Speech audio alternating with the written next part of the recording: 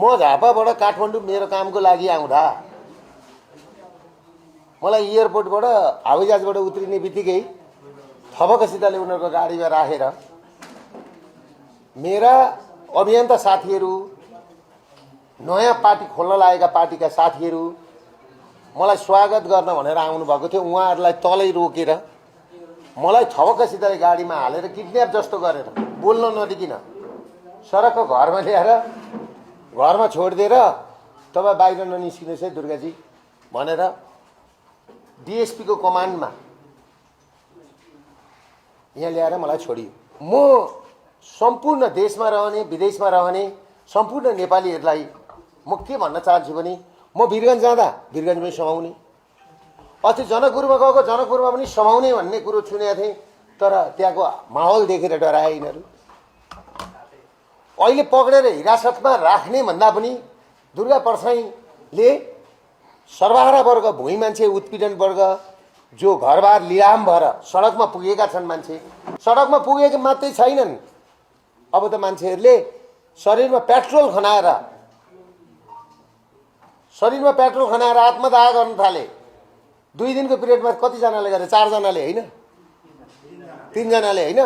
यो देश यो यसरी शरीरमा पेट्रोलमा आगो लाउने, मान्छे झुनिएर मर्ने त विष खाने अवस्था कतिखेर आउँछ भन्दाखेरि जब घर बिग्रिन्छ नि, घर नराम्रो भएपछि त्यो स्थिति आउँछ। देशको हालत यो। देश भनेको नि परिवार, हरेक परिवारहरूले चाहिँ बनेको चिज हो नि त्यो देश भनेको। आज त्यो परिवार कसैको पनि छैन घरमा।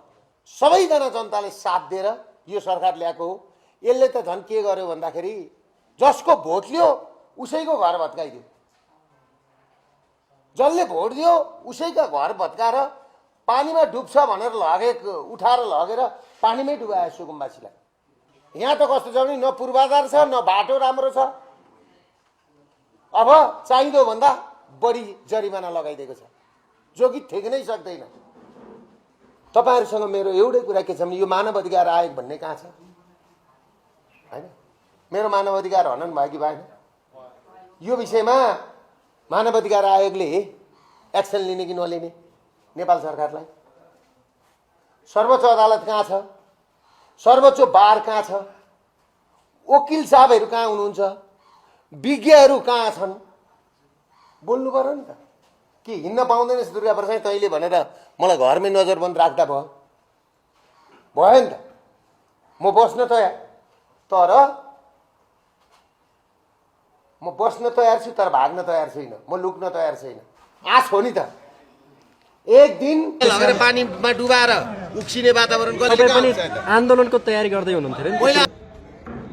राज्य किन डरायो भने राज्यले काम गरेको, राम्रो काम गरेको थियो, राज्य डराउनु पर्दैन। रातारात उद्धार गरियो रे सुदन गुरुङज्यू, रातारात फिल्डमा खटेर चाहिँ जुन विदेश लगिँदै थियो, तर अब ज्यान जोगाउन सकिएन भनिरहेको छ त।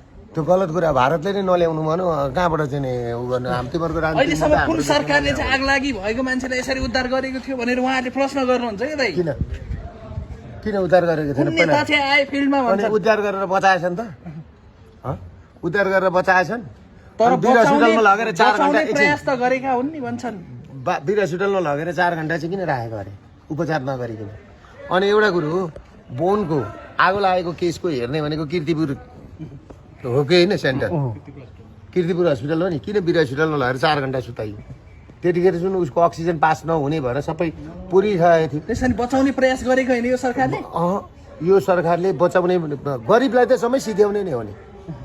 गरिब सर्वहारा वर्ग, भुइँ मान्छे, उत्पीडन वर्ग छ नि, सुकुम्बासी, लघु, यो जम्मै जति मान्छे छन् नि,